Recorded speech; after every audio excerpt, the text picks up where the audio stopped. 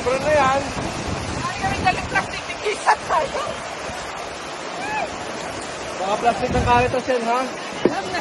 May pangalan dyan. Doon, bilis na dito. Ano ba? Ha?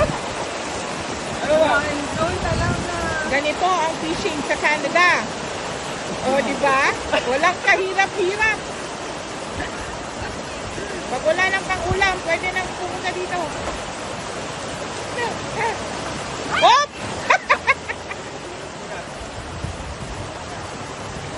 Nakawala. Cancel ko na yung drive.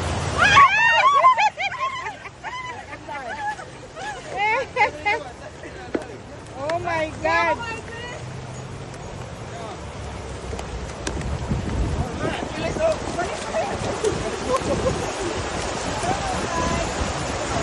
Na, ang dami na.